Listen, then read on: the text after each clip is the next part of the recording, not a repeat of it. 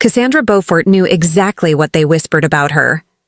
The Wild One from New Orleans. The name reached her long before anyone spoke it to her face. Breathed behind silk fans in Covent Garden, exchanged with delicate laughter over tea at Lady Pemberton's, written in polite, poisonous ink in society columns pretending to praise her. Lady Margot's American niece possesses a certain rustic charm. Her manner is refreshingly unconventional. Translation, she did not belong here. And perhaps she didn't. Not with her long, purposeful strides that crossed ballrooms the way one crosses flooded marshland. Not with her fingertips stained green from pressing and cataloging medicinal plants. Not with the way she met a gentleman's gaze directly, unflinching, unbowed, unapologetic. Instead of lowering her eyes as if merely existing in his presence were a privilege she needed permission for.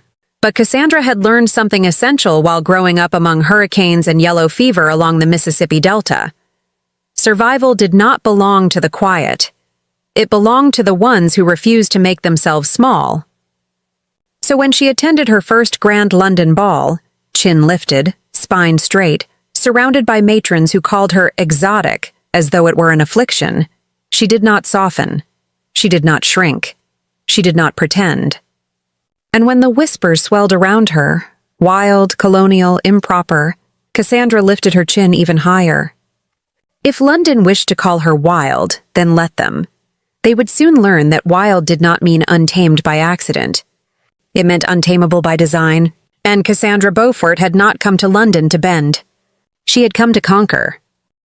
Cassandra had never asked to cross an ocean, but the will of a distant aunt, Lady Margot Beaufort, had pulled her across the Atlantic with the promise of an inheritance, so long as she conducted herself as a proper English lady for at least one season.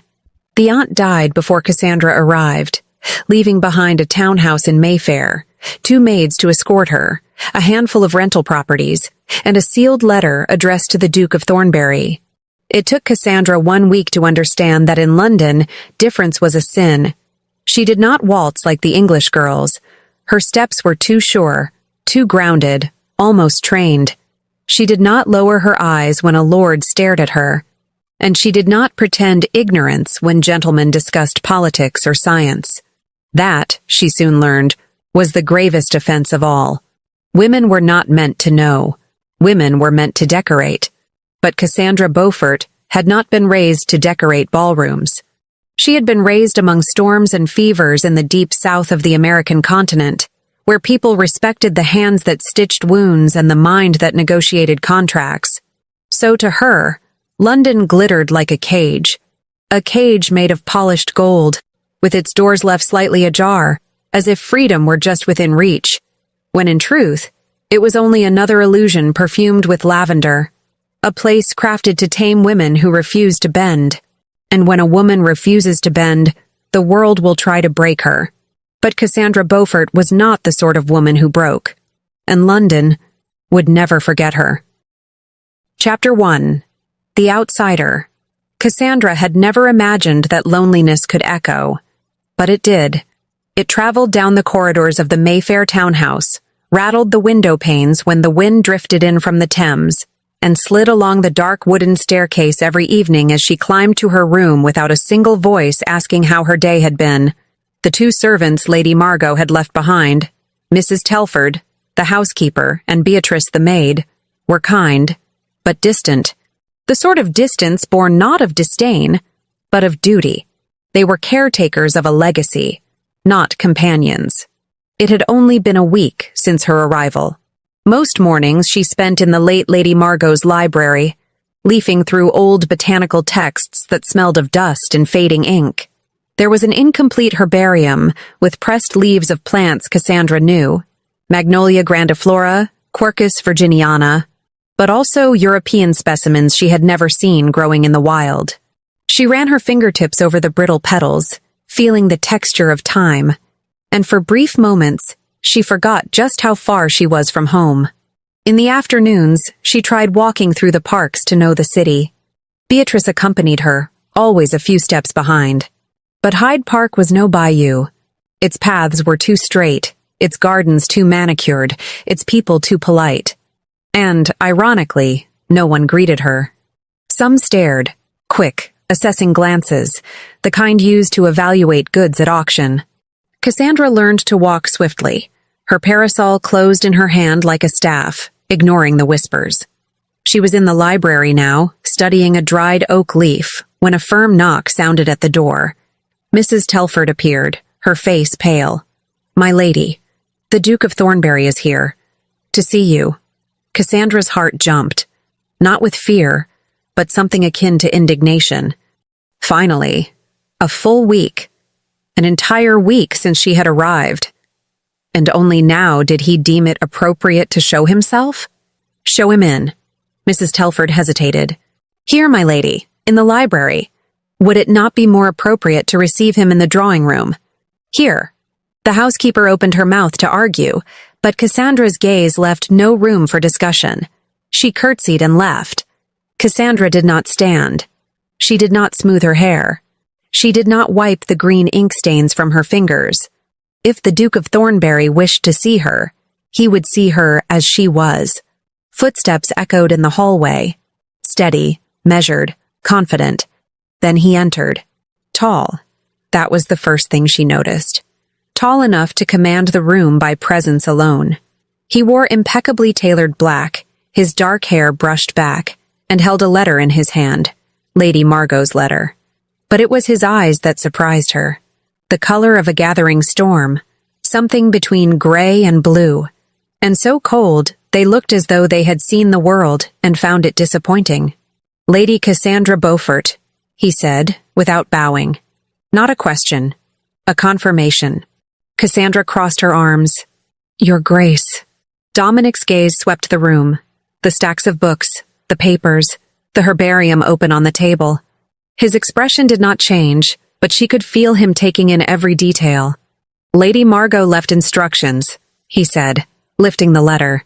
"Instructions that place me in a delicate position." "Delicate?" Cassandra raised a brow. "I imagine guarding a colonial savage is quite the burden for your Grace." His eyes narrowed, only slightly, but she caught it. "You've heard the remarks. Hard not to, when people whisper loud enough to be heard across whole neighborhoods." A quiet hung between them. Dominic walked to the window, hands clasped behind his back, posture like armor. "Your aunt was a friend to my mother. When my mother died, Lady Margot was one of the few who came, who mattered." He turned to her. "I owe her, and because of that, I will do what she asked." How noble. He did not rise to the bait. This is not nobility. It is duty. And duty, Lady Cassandra, is something I take seriously. Cassandra rose, palms flat on the table. "Then let me simplify your duty. I do not require protection. I do not require charity. And I certainly do not require a keeper who sees me as an obligation. What you require is irrelevant." His voice was cool, but not cruel. "London devours women who stand alone, especially those who resist convention. And you, from what I've already seen, resist every convention. And that is a problem? It is social sabotage." Cassandra stepped around the table, closing the distance between them. She stopped just a breath away, tilting her chin up to meet his eyes. "And if I do not care?" For the first time, something flickered across his face. Surprise, perhaps. Or reluctant admiration. "You should, but I do not." He studied her for a long, simmering moment. Then, the faintest suggestion of a smile ghosted his lips. Not warmth, not softness, but acknowledgement. "You are exactly as Margot described you. Is that praise or warning?" "I haven't decided yet." He turned to leave but paused in the doorway.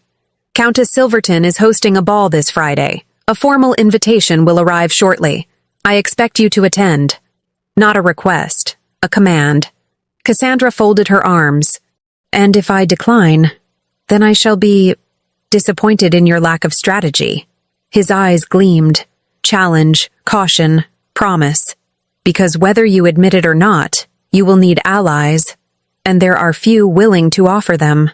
He left before she could respond. Cassandra remained where she was, staring at the empty doorway. Her pulse beat too fast. Yes, anger, but also something far more dangerous. Curiosity. That night, she ate alone. She cut her roast with precise surgical movements, replaying his words. Allies, as if London were a battlefield and her choices were weapons. Mrs. Telford entered with a tray of tea. You seem troubled. I am deciding something. May I ask what? Cassandra looked out at the city lights, glittering like stars trapped under glass.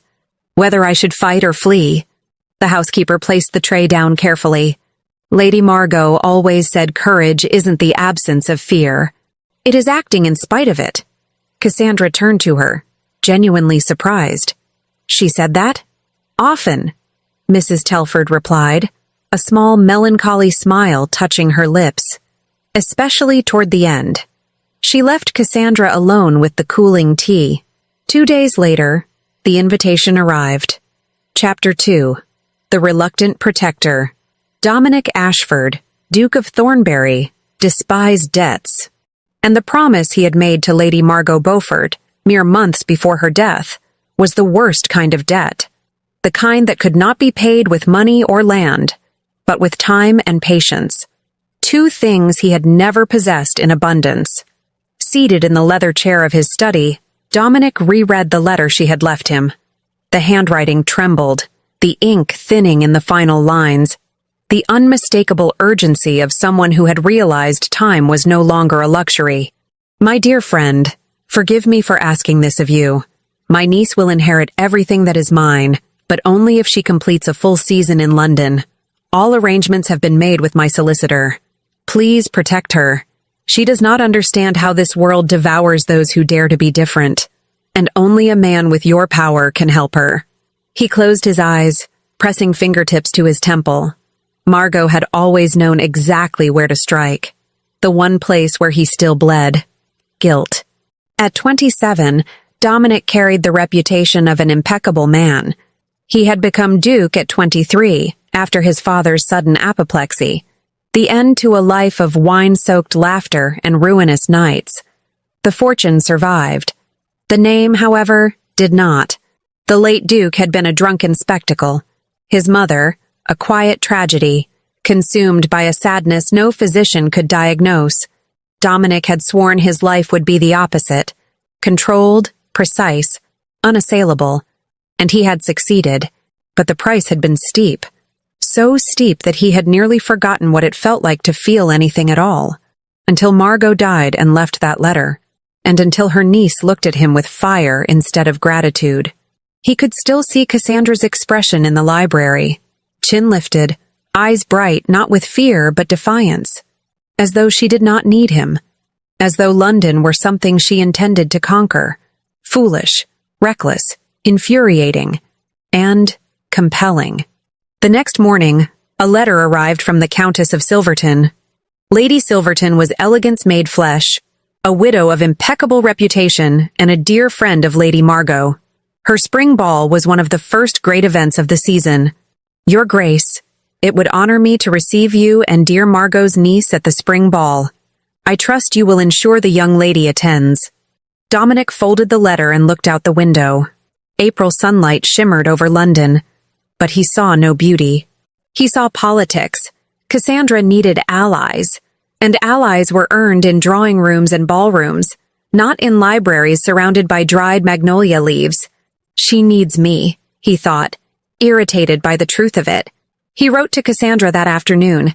Brief, formal, Lady Cassandra, the Countess of Silverton requests your presence at her spring ball this Friday. Kindly confirm your attendance so that arrangements may be made. Thornbury. The reply came the next morning, even shorter. Your Grace? Thank you, but I decline. C. Beaufort. Dominic read it twice, then a third time. Decline. As though the Silverton ball were a casual tea. As though Cassandra had any room to refuse when the Countess herself had named him responsible for her appearance. He crumpled the letter and tossed it into the fire. When the paper turned to ash, he called for his coat. Have the carriage brought round. The same maid from before opened the door, eyes wide and nervous. Your Grace. Again, Dominic did not wait for announcement. He entered, the echo of his footsteps deeper, harder this time. The house still smelled of old books and beeswax, but now there was something else. Lavender, blossoms, a memory of summer. Cassandra was in the library, again, but she heard him this time. She turned before he spoke, eyes already lit with challenge. Your Grace, 2 visits in under a week. Should I feel honored or monitored? Dominic closed the door behind him, deliberately, quiet, final. You should feel foolish. She blinked, not wounded but provoked. Excuse me? He tossed the wrinkled letter onto the table between them. Refusing an invitation from the Countess of Silverton is not simply unwise. It is an insult. To her, to your aunt's memory, and to me. Cassandra crossed her arms. I wasn't aware my attendance at a dance mattered so deeply to your Grace's pride. This is not pride. He advanced a step, voice low, controlled, lethal in its clarity. This is survival. The Countess made it known that I am responsible for you.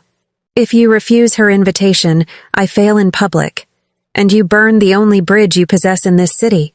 Perhaps I don't want bridges. Then what do you want? Isolation?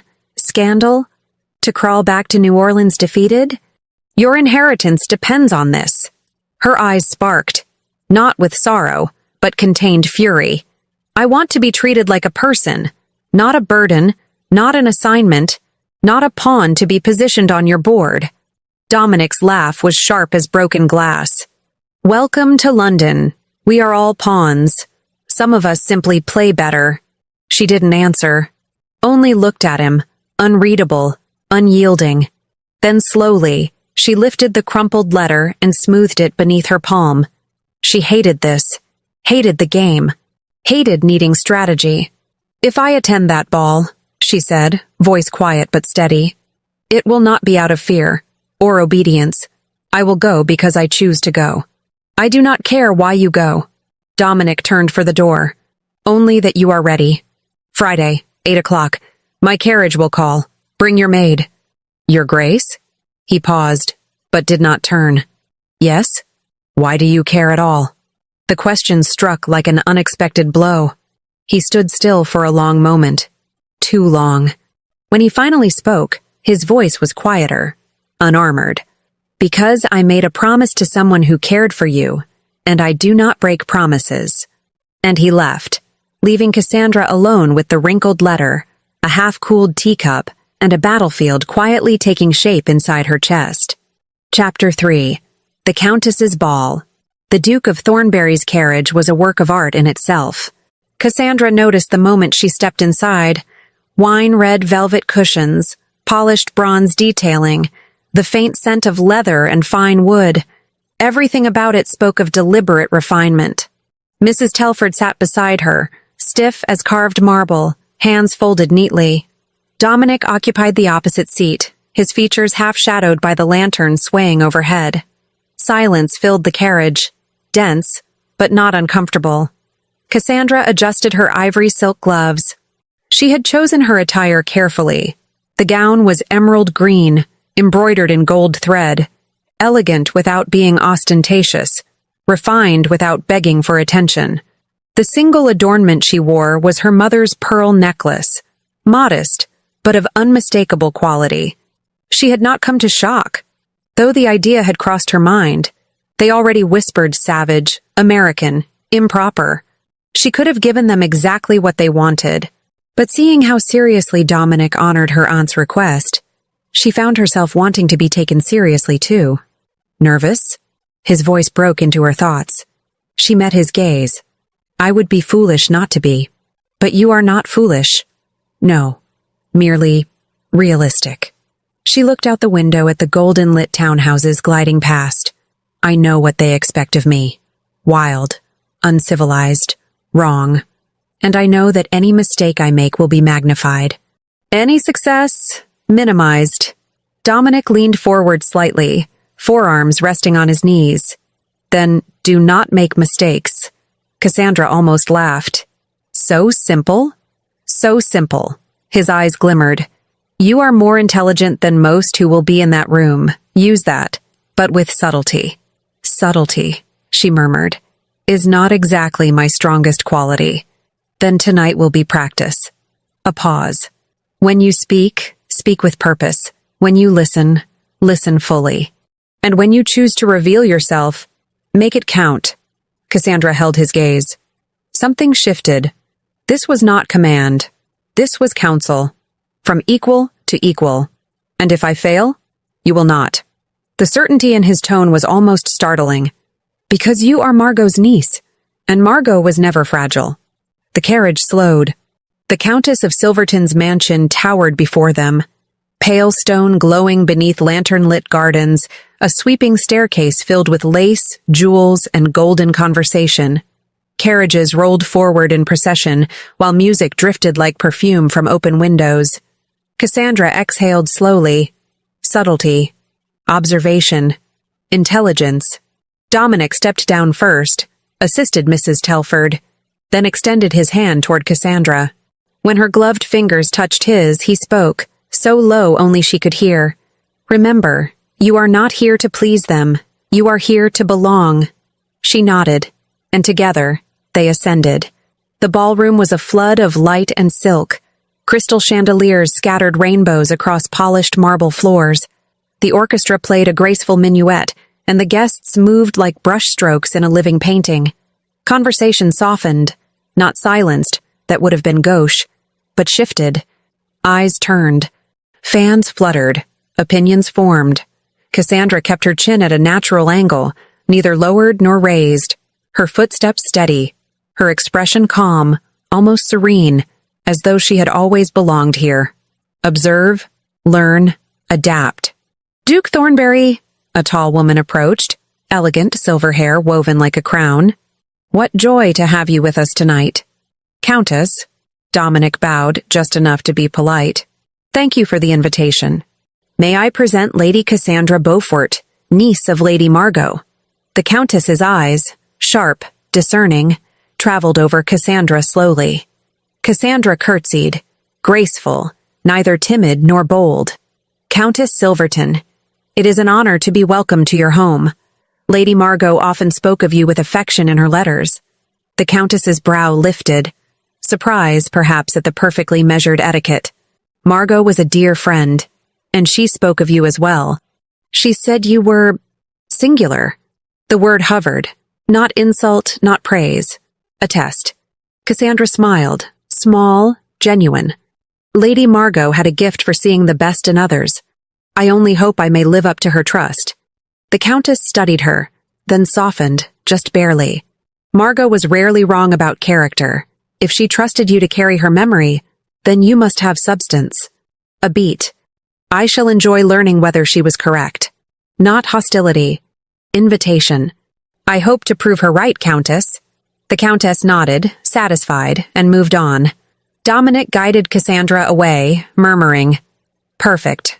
Humble without submission. Confident without arrogance. I learn quickly. I am beginning to realize that. Over the next quarter hour, Cassandra was introduced to dozens of guests. She observed before speaking, listened before responding, asked thoughtful questions, never forced knowledge, merely let it show. Soon she knew Lord Hargrave bred horses. Lady Pembroke adored Italian opera. Miss Whitley had just returned from Paris and was thrilled to discuss French gowns. And Cassandra listened, with skill, with poise, with strength disguised as grace. Then came Lady Hensworth. Lady Cassandra, a sugary smile, eyes sharp as knives. I hear you come from New Orleans. How exotic, to be raised among such, varied company. Poison wrapped in lace. Cassandra could have retaliated. She could have cut. Instead, she remembered. Subtlety. Yes, Cassandra said softly. New Orleans is a city of rich contrasts. I grew up surrounded by French, Spanish, African, and American influences. It was an education. She paused. A reminder that beauty takes many forms, and that quick judgment rarely reveals truth. It merely reveals the person judging. Not insult, philosophy. but the meaning was unmistakable. Lady Hensworth blinked, disarmed. Those nearby exchanged glances of approval. Dominic remained composed, but Cassandra caught the faintest shadow of a smile in his eyes. "Quite an insightful view," Lady Hensworth managed before drifting away. Once they were briefly alone, Dominic murmured, "You disarmed one of London's sharpest tongues without spilling a single drop of blood. Violence is rarely necessary when precision will do. And where did you learn that?" "Watching my father negotiate with men who intended to deceive him." Her gaze traced the glittering room. "He always said, 'Never show your full hand, and never underestimate the one who smiles while watching you.'" Dominic studied her, intent, unreadable. "You are extraordinary, Lady Cassandra. Extraordinary good or extraordinary troublesome? I haven't decided yet," but his tone suggested he already had. The orchestra swelled into a waltz. Dominic extended his hand. "Would you dance with me?" Cassandra hesitated. Memories of missteps, lessons, embarrassment. "I am not skilled in dance, Your Grace." "You need not be." His voice was gentle now. "Only trust me."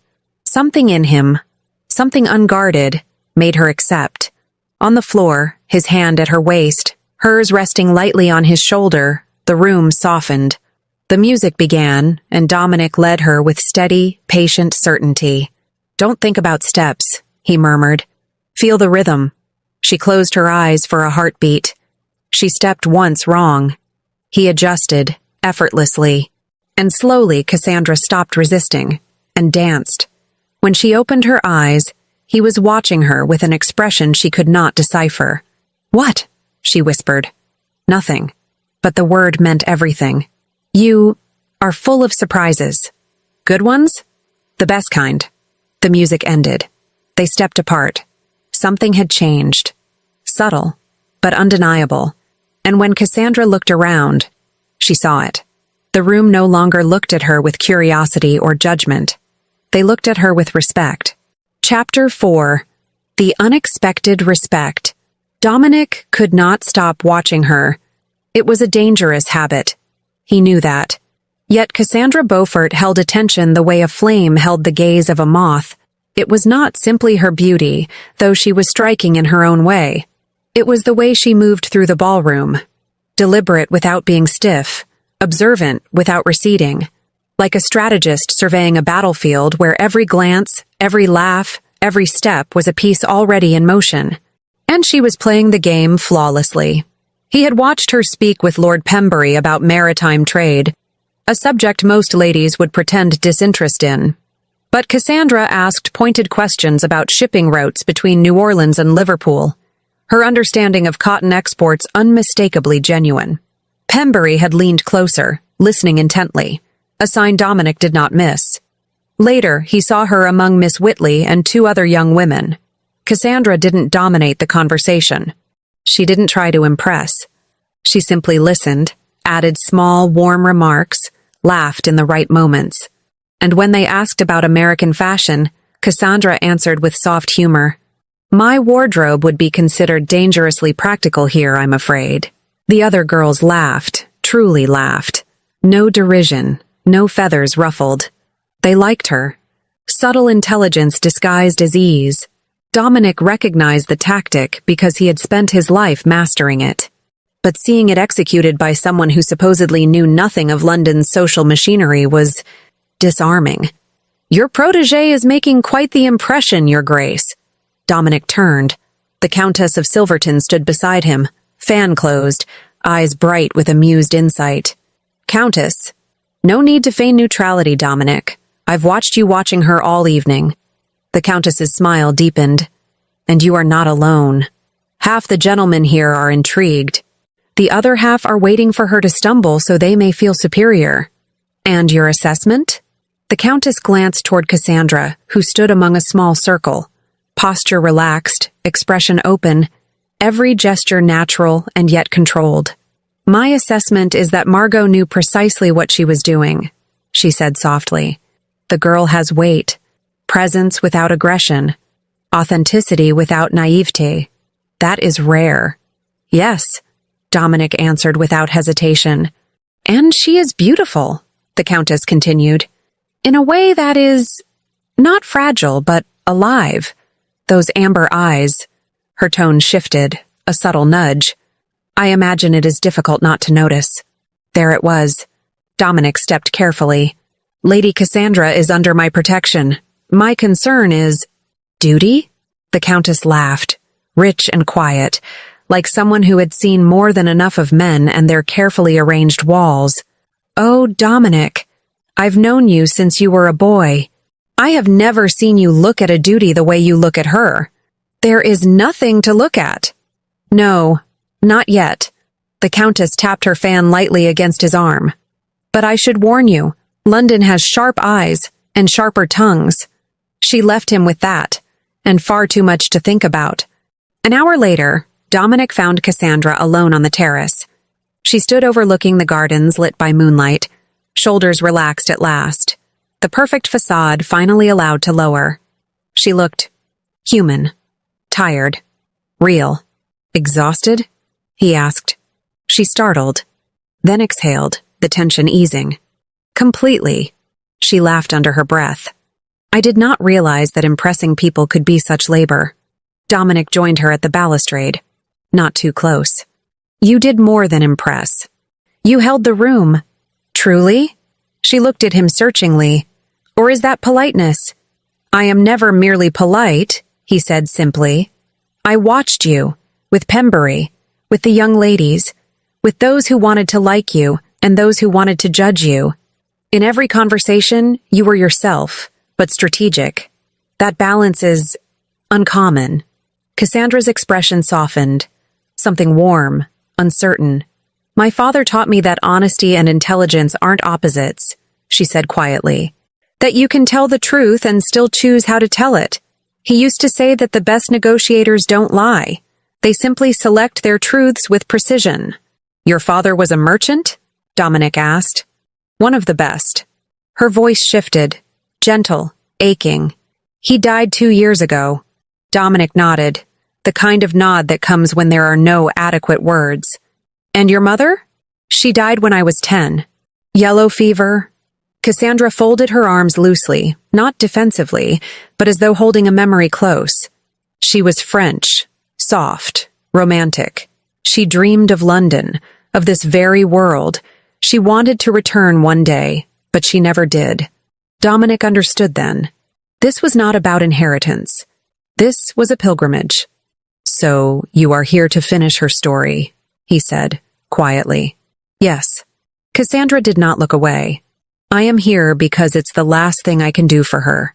To walk where she dreamed of walking. To understand the world she loved. To carry her with me. The silence was heavy, but warm. Shared. Dominic turned toward her fully. Then we will make it worth it. Cassandra blinked. What?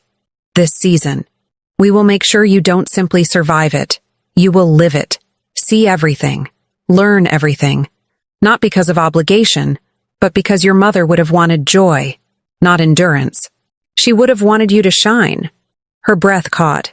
Not in fragility, but something far more powerful. Why are you doing this? She whispered. Not the duty. This. The kindness. Dominic searched for the easy answer. It wasn't there. Because of Margot. Because you deserve it. Because I cannot stop noticing you. Because I want to, he said at last. Cassandra held his gaze, and then slowly she smiled. Thank you, Dominic. Her voice on his name, not title, felt like something warm settling beneath his ribs. Cassandra, he answered, matching her. No performance, no masks, just two souls breathing the same air under London's quiet moon. We should go inside, she murmured eventually. Yes, but neither moved. Finally, Dominic offered his arm. Shall I escort you? She placed her hand on his forearm. Trust, simple and unspoken. As they re-entered the ballroom, Dominic understood something with startling clarity. Cassandra Beaufort was no longer merely his responsibility.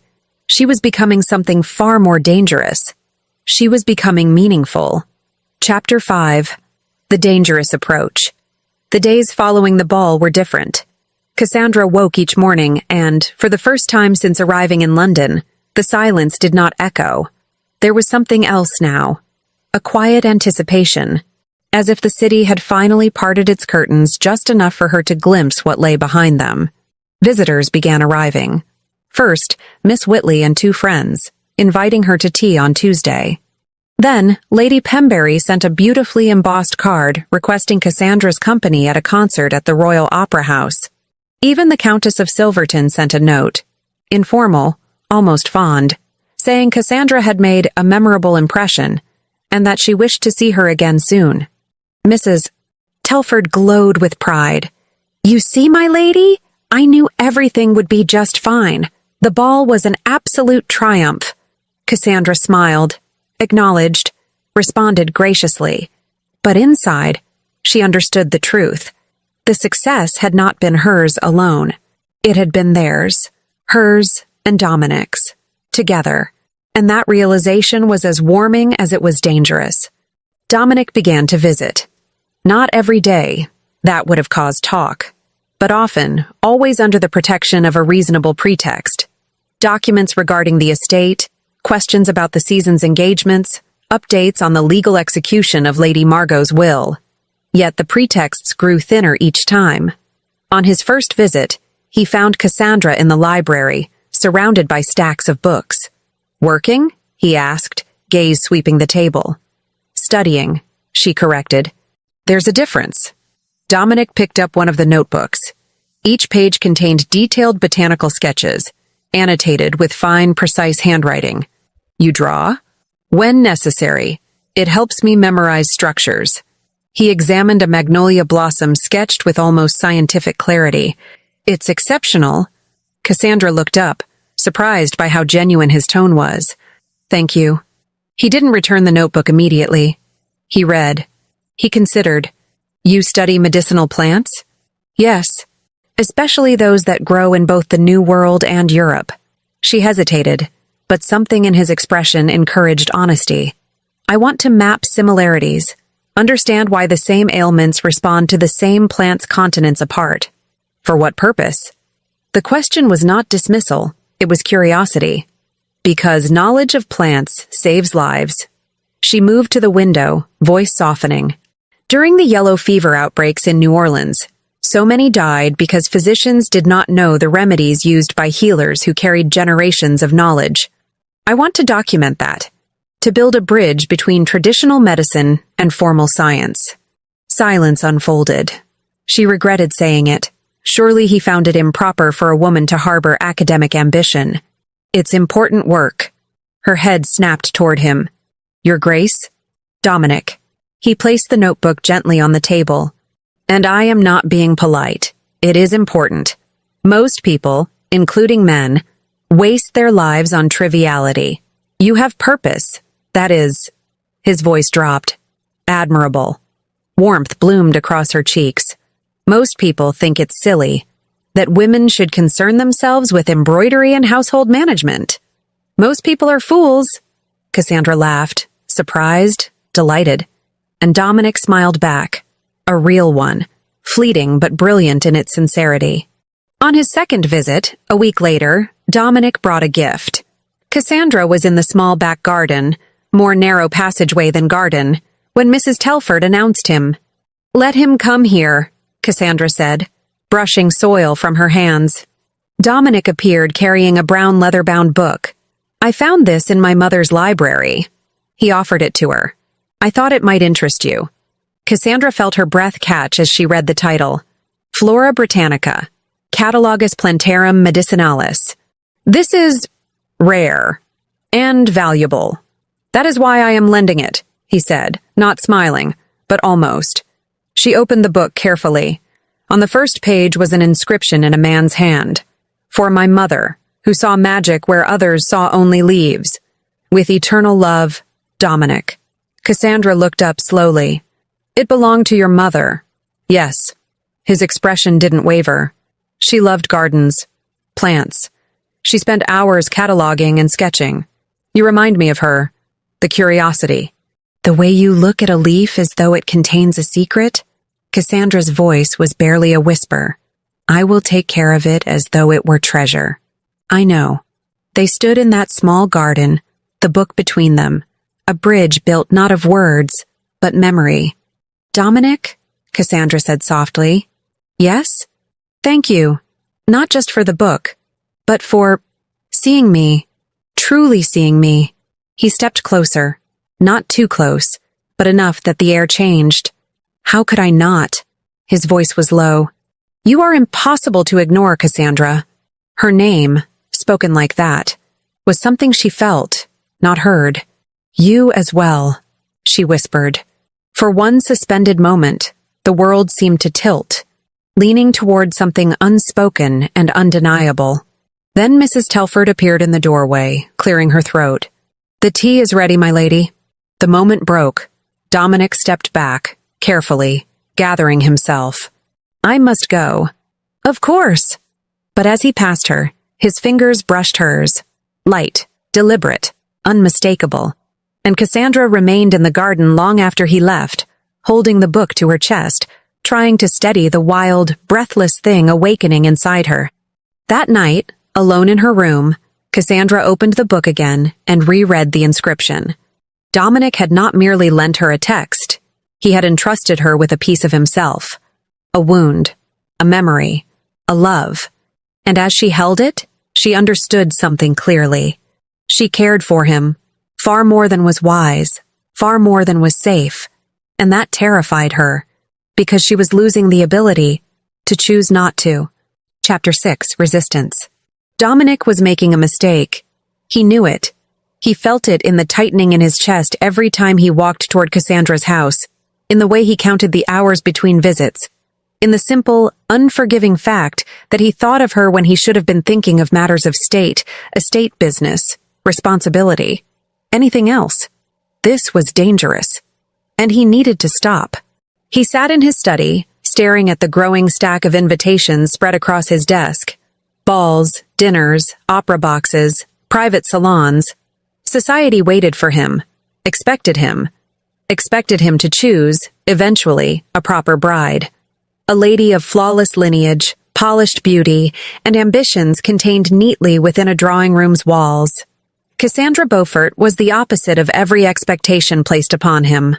American, intellectual, unapologetically curious, too passionate, too vivid, too alive, the kind of woman who would unsettle London simply by breathing. If he continued visiting her, people would notice. If people noticed, they would whisper. If they whispered, they would ruin her long before they ruined him. Cassandra had enough to battle already. She did not need him to become her burden too. So why then, despite knowing better, was she the most extraordinary woman he had ever known? The question stung. Dominic pushed away from the desk and crossed the room, standing before the tall windows that overlooked the Thornberry Gardens. Every hedge was sculpted precisely, every gravel path aligned to the exact inch, every tree planted to evoke symmetrical harmony, order, control, predictability, everything his life required, everything Cassandra was not. But perhaps that was the truth he'd been avoiding. She was not predictable. She did not perform softness. She possessed strength. She did not lower her gaze when challenged. She challenged back. She did not apologize for knowing. She knew. She did not apologize for feeling. She felt. And when she looked at him, really looked, it was not at his title, or his estate, or the polished facade he'd spent years perfecting. She saw the man beneath it, the wounded one, the guarded one, the one who had forgotten what it was to be known. No one else looked at him like that. And that, he realized with something close to dread, was far more dangerous than any scandal. Because it meant Cassandra Beaufort was not merely occupying his thoughts. She was, slowly and irrevocably, claiming his heart. Chapter 7. The Forbidden Touch. The 2 weeks after the Countess's ball felt strangely suspended. Not ordinary, not steady, but charged. Cassandra saw Dominic often. Teas, promenades, theater evenings, always under the watchful eyes of society. Mrs. Telford was never more than a few steps away. Their conversations were proper, polite, impeccably measured. Yet there were moments, small, stolen, dangerous. A brush of hands when passing a teacup, a glance held just a little too long. The way he spoke her name, Cassandra, low, quiet, like something sacred, something no one else was meant to hear, and something was growing inside her, taking root deeper than desire, deeper than admiration, something that felt like belonging, like breath, like inevitability. She was falling in love with Dominic Ashford, and she suspected, she hoped, he was falling too. The confirmation came at the Countess of Silverton's musical soiree. It was a far smaller affair than the ball, no more than 40 guests, the atmosphere intimate, hushed. A renowned Italian soprano performed selections from the opera. Afterward, there would be dancing. Cassandra arrived in deep midnight blue silk, elegant, understated. Dominic was near the window speaking with Lord Pembury, but the moment she entered, his gaze found hers. And the way he looked at her, as if she were the only person in the room, made her heart stumble. During the performance, Cassandra sat 3 rows ahead of him. She could feel him behind her, like warmth, like gravity. The music was beautiful, yes, but it blurred, faded beneath the awareness of him. Every note felt like a held breath, every pause unbearable. When applause signaled the end of the performance, Cassandra rose quickly. She murmured something to Mrs.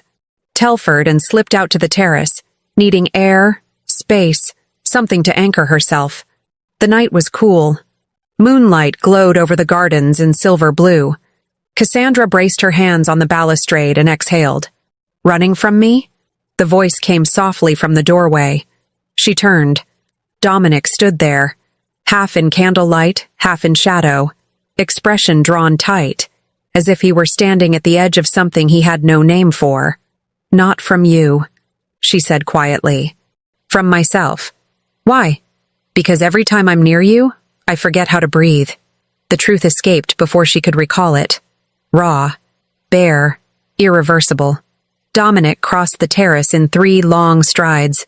He stopped close, too close, his presence like heat against her skin. "You think it is only you?" His voice was rough. "You think I sleep?" He shook his head, breath uneven. "I think of you constantly. The way you laugh, the way you touch plants like they're living stories, the way you look at me and see me, not the Duke, not the title, me." Her breath stilled in her chest. "Dominic." "No." He lifted his hand, not touching, just hovering near her cheek, trembling with restraint. "If I don't say this now, I won't say it at all." His jaw tightened. His voice broke. "You terrify me, Cassandra. Because you make me want things I swore I would never want. You make me feel things I buried so deep I thought they were gone. You make me believe I do not have to spend my life as a ghost. Then don't." Cassandra lifted her hand, fingertips brushing his jaw with heartbreaking gentleness. "Live. With me." He opened his eyes, and she saw everything: desire, fear, hope, and something so tender it shook her to her bones. "You don't know what you're asking," he whispered. "Yes, I do." She stepped closer, closing the last space between them. "I'm asking for honesty, for you to stop fighting this, for you to admit that what we have is real. It is real." The confession came out of him like breath torn from lungs. "God help me, it is real." "Then why are you resisting?" "Because I am afraid." His voice cracked, the sound of a man breaking open. "Afraid of hurting you, afraid of ruining you, afraid that if I allow myself to love you, I will become my father, weak, undone by feeling." Cassandra cupped his face in both hands. Steady, anchoring, undeniable. "You are not your father." "He was weak because he ran from himself. You are strong because you face yourself." She leaned forward, foreheads nearly touching. "And loving someone does not make you weak, Dominic. It makes you human." They stood like that, breath to breath, heartbeat to heartbeat, the world shrinking to the space between them. Dominic lowered his head, slowly, and Cassandra was sure he would kiss her, but he didn't. Instead, he pressed his lips to her forehead, a touch more intimate, more vulnerable, more devastating than any kiss. His voice was a whisper against her skin. "You are destroying me in the most beautiful way, Cassandra." "Good," she whispered, eyes closed. "Because you are destroying me too." They stayed like that, bound but not breaking, yearning but not crossing, until voices drifted from the salon. Dominic stepped back first, reluctantly, his fingers sliding from her face like silk slipping from hands. "We should go." "I know." But as Cassandra moved to pass him, Dominic caught her wrist, not tight, but urgent. "Cassandra?" She turned. "Yes? Don't give up on me. Not yet." She held his gaze. Steady, unwavering. "Never." She slipped inside. Dominic remained on the terrace, pulse hammering, breathing unsteady, feeling something thawing in his chest he had once believed frozen forever. Behind a column just inside the ballroom, Lady Hensworth watched, eyes narrowed, lips thin with satisfaction. She only needed time and opportunity. Then she would ruin the little American. Completely. Chapter 8. The Poisoning. The invitation arrived on a quiet Thursday morning. Lady Pemberton, the gracious hostess whose husband had discussed maritime trade with Cassandra at the Countess's ball, was offering an intimate afternoon tea. Only 12 ladies. A small circle, nearly private. Precisely the kind of gathering Dominic had encouraged Cassandra to attend. Mrs. Telford nearly glowed. "It's a great honor, my lady. Lady Pemberton rarely invites anyone she hasn't known for years. This means you are being accepted." Cassandra wasn't sure about accepted, but she went. The Pemberton residence was an elegant Georgian townhouse, all pale stone and wide windows. The tea room was decorated in soft green and gold, light filtering through lace curtains. By the time Cassandra arrived, the guests were already assembled, familiar faces from the season. Miss Whitley greeted her warmly. Lady Silverton gave a faint nod of approval. Lady Anne Hartwell, delicate and quiet, smiled nervously. And of course, Lady Hensworth, seated like a monarch on a velvet chair, watching Cassandra with eyes sharp enough to cut silk. "Lady Cassandra." Lady Pemberton rose, her excitement genuine. "What joy to have you. Do sit by me." Tea was poured. Porcelain thin as eggshells, sugar tongs clicking, little sandwiches so small they barely counted as food. In the center of the table sat a lovely floral arrangement, roses, lilies, and several plants Cassandra did not immediately recognize. Conversation drifted over safe topics, art exhibitions, music in the opera house, plans for Bath in the summer. Cassandra added her voice where appropriate, but mostly she observed the flow of alliances and hierarchies. Then Lady Pemberton stood, smiling brightly. "Ladies, I have a special blend for today. A herbal tonic, family recipe, chamomile, peppermint, lemon balm, wonderful for digestion." A few murmurs of polite interest. "Who would like to try some?" Lady Anne raised her hand gently. "I shall. My stomach has been unsettled lately." "Perfect timing, dear." Lady Pemberton nodded to the maid. "Serve Lady Anne first." For just 1 second, nothing more, Cassandra saw Lady Hensworth's face tighten. Not pleasure, something closer to dread. Then the expression vanished. Lady Anne lifted the cup to her lips. "It smells lovely." She took a sip, and another. Conversation resumed. Lightly, easily. Miss Whitley told a story that made the group laugh softly. Cassandra joined in, until Lady Anne's hand trembled.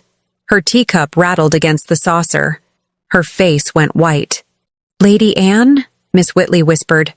"I feel strange," Anne gasped, pressing a hand to her chest. "My heart, it—" The sentence broke. Her body convulsed forward as she vomited violently across the carpet. The room erupted. "Someone fetch a doctor! Oh, heavens! Don't touch her! What is happening?" Lady Anne collapsed, her limbs jerking, eyes rolling back, foam gathering at her lips. Cassandra moved before thought, instinct and knowledge guiding her. "Hold her head," she commanded.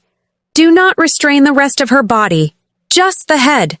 Miss Whitley sobbed but obeyed. Cassandra snatched the teacup, sniffed it sharply. Her pulse spiked. Fast pulse, vomiting, convulsions, cold sweat, foxglove, digitalis. She's been poisoned. Cassandra's voice was steady, even as her heart thundered. Foxglove. Someone ground it into the herbal blend. Gasps. Screams. Panic tightening the room like a noose. Lady Pemberton's face drained of blood. Impossible. My cook has served my family for years. Cassandra picked up the teapot, the special one, and tilted it. Among the herbs, she saw them. Leaves that were too dark, edges too smooth, shape too broad. No accident. Cassandra? Lady Silverton's voice was low, controlled. Someone added digitalis to the tea intentionally. Silence. Slowly, inevitably, Cassandra's gaze found Lady Hensworth. She was frozen, stiff, wide-eyed, guilty, but Lady Anne was dying. Charcoal, Cassandra snapped. In the kitchen for filtering water, powdered charcoal, and salted water, quickly. Lady Pemberton ran, shouting for servants. Cassandra turned to Miss Whitley. When she convulses again, protect only her head. Don't force anything. Will she live? Miss Whitley whispered. If we act now, yes. Lady Pemberton returned with a jar of charcoal powder and salt water. Cassandra mixed swiftly, dark, gritty liquid swirling like ink. Anne, swallow. Just a little. She coaxed the liquid into the girl's mouth. Lady Anne retched, violently purging the poison. Cassandra repeated the process, forcing the body to expel every trace. 10 excruciating minutes later, the convulsions ceased. Lady Anne's chest rose, then fell, steady. Her eyes opened, dazed, frightened, but alive. What happened to me? You were poisoned, Cassandra murmured, brushing hair from her damp forehead. But you're safe now. The doctor arrived 20 minutes later. He examined the tea, the leaves, the girl. Digitalis purpurea, he confirmed. He looked at Cassandra as though seeing a revelation. Had she not administered charcoal immediately, Lady Anne would be dead. The room shifted. Respect, shock, fear. Lady Silverton's voice cut through the stillness like cold steel. Lady Pemberton, who had access to this blend? Only my cook, and the maid who fetched it. And I may have mentioned it at last week's tea that I intended to serve it today. Lady Silverton's gaze swept the circle, and stopped. On Lady Hensworth, who sat frozen, white, silent, caught. What a most unfortunate coincidence, the Countess said softly, that the precise tea you announced in advance should be tampered with. Lady Hensworth swallowed, throat working, voice failing. Are you accusing? No. Lady Silverton smiled. A thin, merciless thing. I am merely observing. But Cassandra knew. She knew it in the marrow of her bones, with the clarity of someone who had just watched a death that was meant for her pass to another. Lady Hensworth had tried to kill her, and almost succeeded. But someone else drank the poison first. And now society would whisper, speculate, devour. The game had changed. And Cassandra Beaufort was no longer simply watched. She was hunted. Chapter 9. The Public Reckoning. The news of the poisoning spread through London like fire across dry fields. Dominic read the headline in the London Chronicle over breakfast, and the blood in his veins turned to ice. Mysterious poisoning at Lady Pemberton's tea.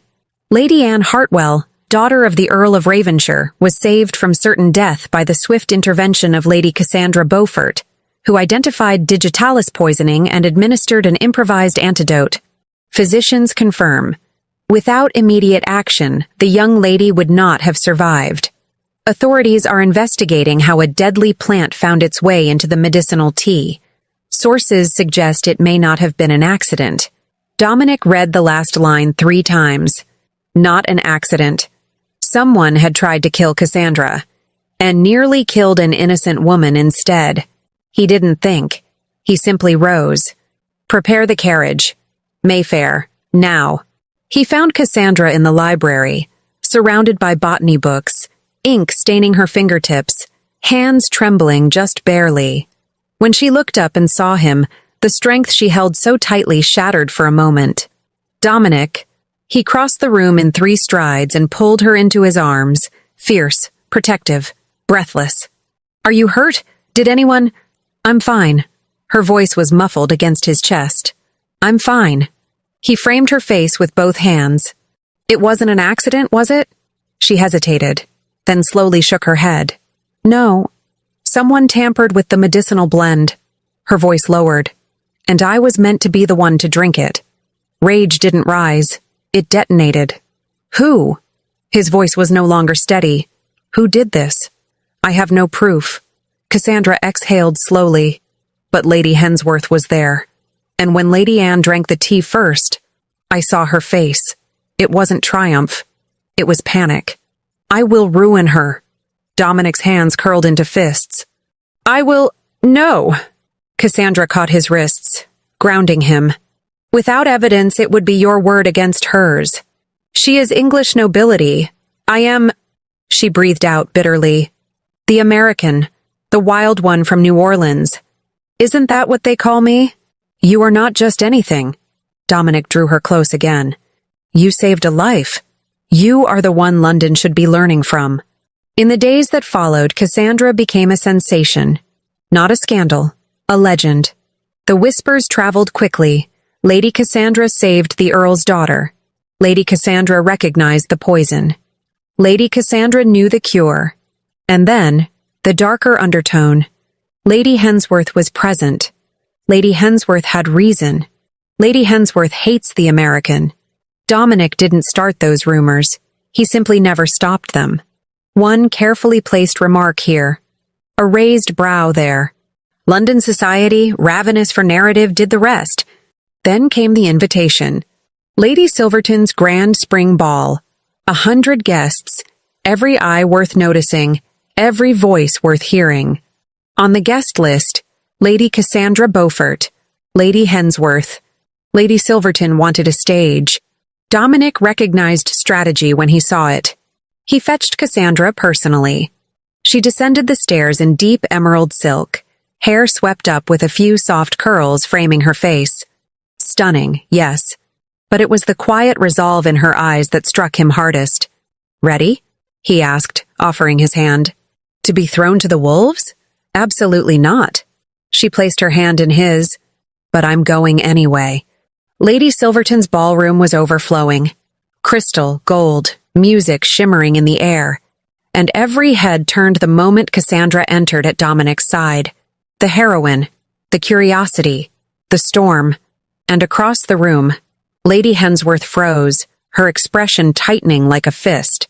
They circulated. Cassandra accepted praise with humility, listened more than she spoke, and shone with a quiet grace no one expected. Dominic was always near, not protecting, but standing with, which was more dangerous. And then, the strike. "Lady Cassandra!" Lady Hensworth's voice rang out, bright, sharp, meant to be heard. "Might I ask you something?" The music softened. Conversations dimmed. A circle formed, hungry for spectacle. Cassandra turned, serene. "Of course, Lady Hensworth. I am simply curious." A polite smile, carved of venom. "About your background. The papers say you are Lady Margot's niece. But your father? Was he not a cotton merchant? In trade?" The word twisted like an insult. Dominic felt every muscle in his body tense. But Cassandra lifted her chin. "That is correct. My father was a cotton exporter." "Ah!" Lady Hensworth's smile sharpened. "And I heard, forgive me if wrong, that he died quite in debt? That your family faced financial embarrassment?" A murmur rippled through the ballroom. Cassandra did not flinch. "You are misinformed, Lady Hensworth." Silence tightened. "My father built one of the most successful export networks between New Orleans and Liverpool. When he passed, he left considerable wealth in property, shipping shares, and investment trusts." Eyes widened. Interest bloomed. Cassandra stepped closer. "But I understand why some might prefer a different story. It is easier to belittle a man of humble beginnings than to acknowledge his brilliance." A soft ripple of laughter, not at Cassandra's expense, at Lady Hensworth's. And the inheritance? Lady Hensworth tried again, sharper now. The condition that you attend a London season? Sounds like charity. Cassandra's expression gentled, devastatingly human. No, it was love. Her voice did not rise. It didn't need to. My mother died when I was 10. She was French, and London was the world she dreamed of returning to. Cassandra's breath trembled, just barely. Lady Margot gave me the chance to live that dream for her, to honor her. The room was silent, not judgmental, but moved. I do not apologize for where I come from. I will not apologize for the man who raised me, nor the woman who loved me, nor the dream I carry for them. 3 heartbeats of stillness.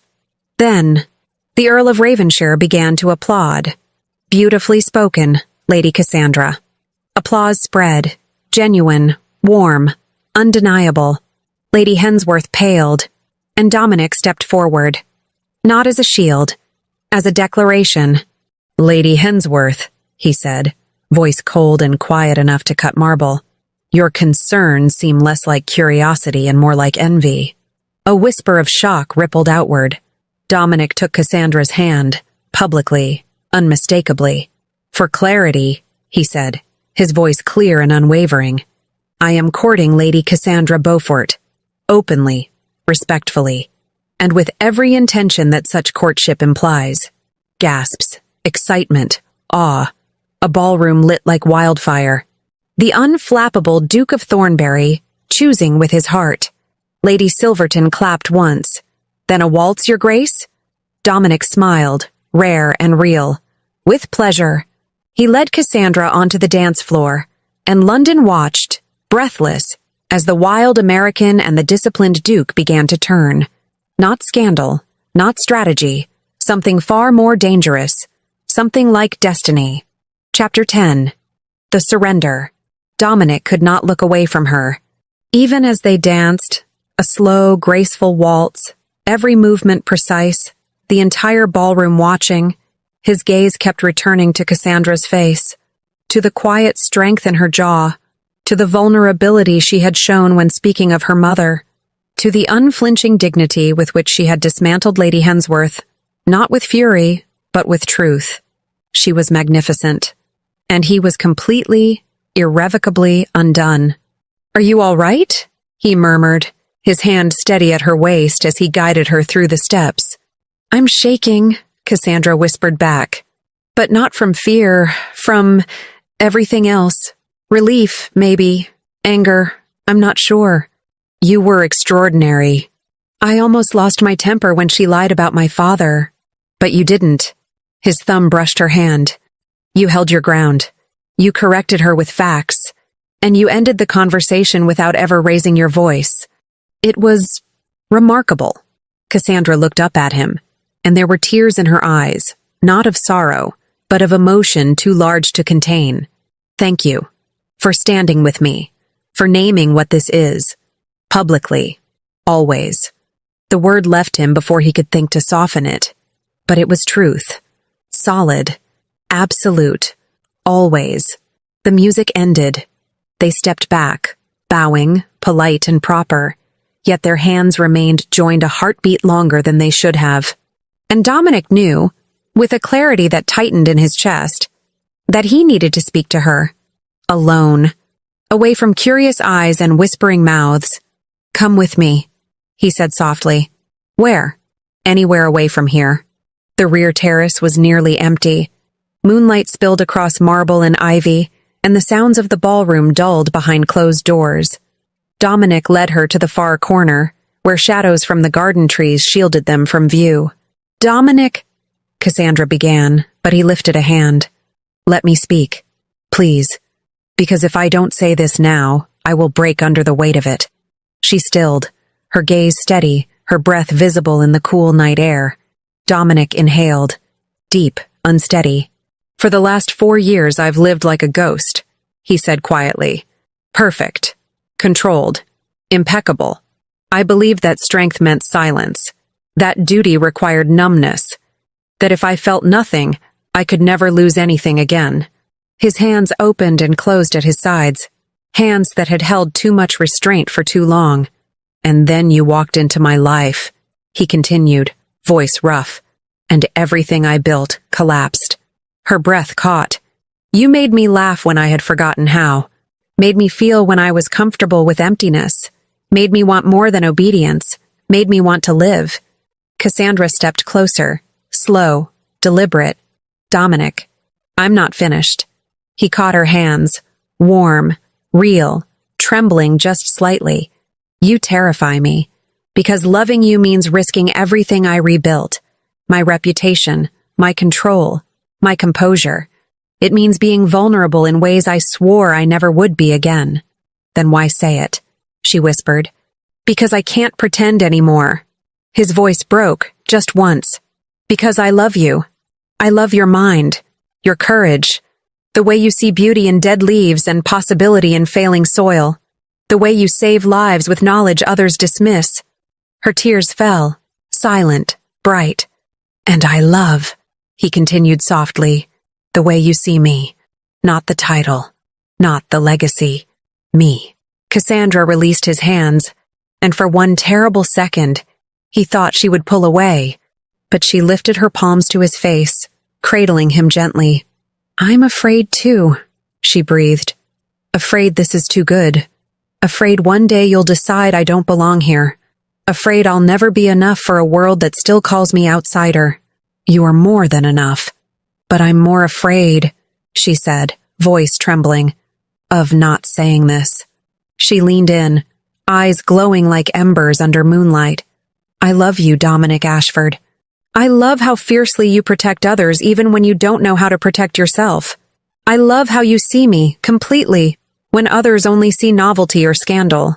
I love your strength, yes, but I love your vulnerability more. Dominic closed his eyes, the words striking deep into every place he had locked away. I love you, she repeated, steadier now, and I'm not leaving. Not now, not ever. Dominic didn't think. He simply surrendered. He pulled her into his arms and kissed her. It was not gentle. It was not careful. It was a kiss pulled from 4 years of silence and months of longing. His mouth claimed hers with hunger that bordered on desperation. And Cassandra answered with equal fire, fingers threading into his hair, drawing him closer, closer, closer. The world ceased to exist. There was no ballroom, no London, no expectations, only the two of them. Heat, breath, the quiet gasp of astonishment that came with finally, giving in. When they broke apart, Dominic rested his forehead against hers, breath unsteady. God forgive me, he whispered, but I don't regret a single second. Cassandra brushed her fingers over his lips. Reverent, certain, neither do I. For a moment they stood like that, hidden in the shadows, holding on to each other like the world might dissolve if they let go. And when they finally separated, Dominic knew, with absolute certainty, what he wanted, what he would fight for, what he would choose. He was going to marry her. Behind a window, Lady Silverton observed with a small, knowing smile. Oh, Margot, she thought. You clever, brilliant woman. Then she drew the curtains closed, granting them the privacy love always deserved. Chapter 11. The Proposal. The next 3 days were a storm of whispers and headlines. Dominic's public declaration at the ballroom spread across London faster than candle flame in dry grass. Newspapers printed embellished accounts, some poetic, some scandalized, but all with the same conclusion. The Duke of Thornbury had chosen the American. Invitations began arriving in floods. Luncheons, teas, garden strolls, musicales. But Cassandra understood. These were not gestures of warmth. They were opportunities for London to watch, to judge, to see if the courtship would withstand the weight of society's scrutiny. Then came the announcement. The Countess of Silverton would host the season's farewell ball, the grandest event of the year. The moment the social world tied its final ribbon before retreating to country estates for summer. And Cassandra knew, with an instinct she had learned quickly, that something awaited her there. On the night of the ball, she dressed with quiet reverence. The gown was a deep sapphire silk that made her amber eyes glow as though lit from within. The neckline was modest, elegant, the bodice tailored with delicate precision, the skirt flowing like liquid midnight. Mrs. Telford arranged her hair into an intricate chignon, letting several soft curls frame her face. Around her neck, she fastened a single strand of pearls, the last gift she had from her mother. When Dominic arrived and saw her, the world seemed to still around him. "You are—" He stopped, searching for language that suddenly felt insufficient. "There are no words." "Too much?" she asked, suddenly unsure. "Perfect." He lifted her gloved hand and pressed a kiss to her knuckles, lingering. "You are perfect." In the carriage, Mrs. Telford seated politely across from them. Dominic held Cassandra's hand, a habit that had quietly become necessity. "Nervous?" he asked. "Should I be?" He smiled, that quiet private smile he gave only to her. "Probably, but trust me, I always do." The Countess's mansion was more breathtaking than it had ever been. Hundreds of candles flickered against mirrored walls. Flowers adorned every surface. A full 20-piece orchestra filled the air with music that seemed to shimmer. When Cassandra and Dominic entered, something was different. The stares were no longer barbed. They were curious, interested, in some cases, warm. London was beginning to accept what had already become truth. The Countess greeted them with a delighted embrace. "My dears, what joy it is to have you tonight." She lowered her voice, eyes bright with meaning. "Ready, Lady Cassandra?" "Ready for what?" The Countess only smiled, fox-like, luminous. "You'll see." The first hour passed in familiar rhythm, polite conversation, formal bows, a dance here and there. Cassandra spoke with Lord Pembury, who thanked her again for saving his goddaughter's life. She exchanged light summer plans with Miss Whitley. She accepted compliments on her gown with modest grace. But Dominic? Dominic was restless. He was watching the room, checking the time. His fingertips tapped against his knee when he thought no one noticed. He was waiting. And then, suddenly, the orchestra stopped. Conversation died like flame deprived of air. The Countess stepped onto the dais, wearing a smile that sparkled with intention. "Ladies and gentlemen," she announced, "His Grace, the Duke of Thornbury, wishes to speak." The ballroom rippled. Surprise, curiosity, excitement. Cassandra turned to Dominic, heart tightening. "Dominic, what?" He took her hand, warm, steady, anchoring, and led her to the center of the ballroom. The crowd parted for them like the sea. The entire room, every candle, every breath, seemed to hold still. And then Dominic turned to face her, still holding her hand, still looking at her as though she was the only real thing in the world. And he knelt. A wave of gasps broke through the room. "Dominic," Cassandra whispered, tears already rising. "What are you doing?" "What I should have done weeks ago," he said, voice clear, resonant, unwavering. "What I want to do before London, before God, before anyone who ever doubted." He removed a small velvet case from his coat, not discreetly but with purpose, and opened it to reveal a ring that caught every spark of candlelight. Diamonds and sapphires, set in white gold, delicate and radiant. "Lady Cassandra Beaufort," Dominic said, his voice rich enough to fill every corner of the ballroom. "From the moment you entered that first ballroom, with magnolias in your hair and fire in your eyes, you overturned my entire world." A soft ripple of laughter and sighs, but Dominic did not look away from her. "You reminded me what it is to live, not merely exist. To feel, not simply endure. To love without waiting for permission." Cassandra's tears slipped, unstoppable.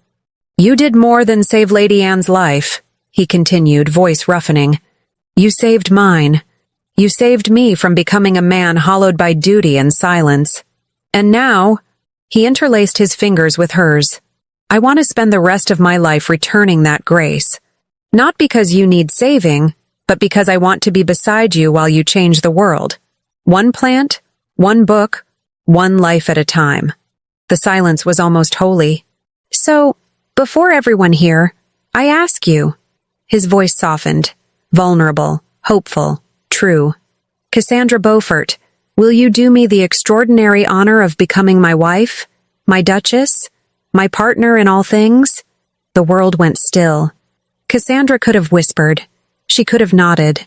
But instead, she let the truth blaze. Yes. It came first as breath, shaken, overwhelmed. Then again, stronger. Yes, yes, 1,000 times yes. The ballroom erupted. Applause, cheers, shouts of delight. But Cassandra heard none of it. Because Dominic was already rising, sliding the ring onto her finger with trembling hands, and drawing her into an embrace that ignored every rule of propriety. "I love you," he whispered into her hair. "I love you," Cassandra whispered back, "more than I ever knew I could." When they finally parted, reluctantly, they were met with a sea of faces, some shining with emotion, others shocked, others genuinely joyful. And in the far corner, half hidden behind a marble column, Lady Hensworth watched, pale, hollow, defeated, not witnessing a simple proposal, but watching her complete, irrevocable loss. The Countess clapped her hands, radiant and triumphant. "Well," she declared, "I believe this calls for a proper celebration. Orchestra, a waltz for the future Duke and Duchess of Thornbury." Music swelled, warm, sweeping, luminous. Dominic guided Cassandra to the dance floor. And this time, she didn't step on his shoes. This time, they moved as though they had always belonged together. And it was beautiful. Chapter 12. The Future. There were moments when Cassandra still found herself astonished. Astonished to wake in Thornbury Manor, not the Mayfair townhouse she had inherited, but an expansive estate surrounded by gardens that seemed to stretch into eternity. Astonished to see the sapphire and diamond ring glimmering on her finger, reminding her that she was now a duchess. Astonished most of all, that the same world that once tried to reject her now welcomed her with open arms. But the greatest astonishment of all was happiness. She stood in the conservatory, the one Dominic had commissioned just for her, a graceful structure of glass and wrought iron at the edge of the gardens, filled with plants gathered from every corner of the world. Some came from the Americas, through contacts her father once traded with, others from Africa, India, and distant islands. Dominic procured them through the Royal Society, natural philosophers, explorers, any source he could find. "If you are to write about medicinal plants," he had said, "you should have the finest ones to study." Cassandra spent her mornings there, cataloging, sketching, writing. The book was growing, slowly, patiently, but for the first time in her life, her work felt like more than passion. It felt like legacy. She was making notes on a rare orchid when she heard footsteps behind her. "Your Grace." Henry, the butler, bowed. "His Grace requests your presence in the library." Cassandra wiped her hands, smoothed the simple cotton dress she wore for work, and followed him across the gardens and into the manor. She found Dominic in the library, not alone. Seated with him was an elderly gentleman with a white beard and round spectacles, whom Cassandra recognized immediately. "Sir Edmund," she exclaimed, dipping into a graceful curtsy. "What a wonderful surprise!" Sir Edmund Clark, president of the Royal Society, smiled warmly. "Lady Cassandra, or should I begin practicing your grace?" "Please don't." She laughed softly. "I'm still growing accustomed to it myself." Dominic stepped forward and pressed a kiss to her forehead, a gesture that still made her heart tighten with quiet joy. "Sir Edmund brings news." "What kind of news?" Cassandra asked, curiosity blooming. Sir Edmund opened a leather folio and withdrew a printed document. "The Royal Society would like to publish your work on medicinal plants of the New World, not as a mere article, but as a full monograph. With your own illustrations." Cassandra's breath caught, as though the air had been struck from her chest. "You are serious?" "Entirely," Sir Edmund replied with solemn warmth. "Your preliminary treatise following the incident at Lady Pemberton's tea gathered significant attention in scientific circles. And when the Duke informed us that you were composing a broader study, he smiled.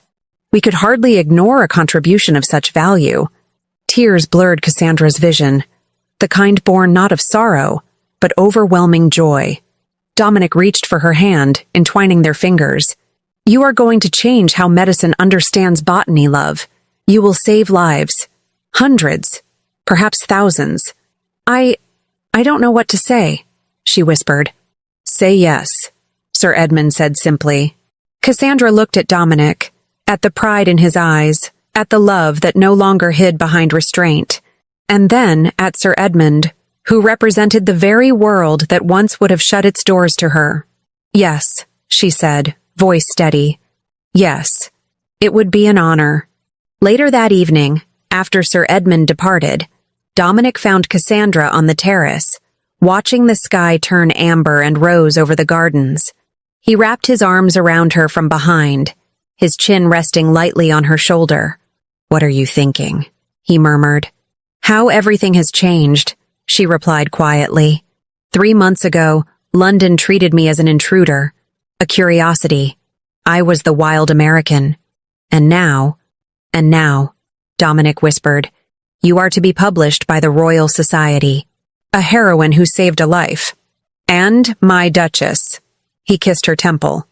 London did not change its mind about you. You made them see what was always there.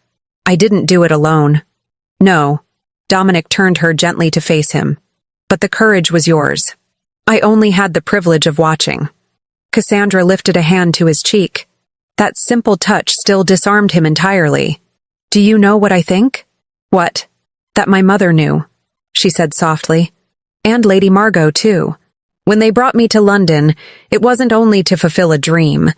It was to help me find myself, to find purpose, to find...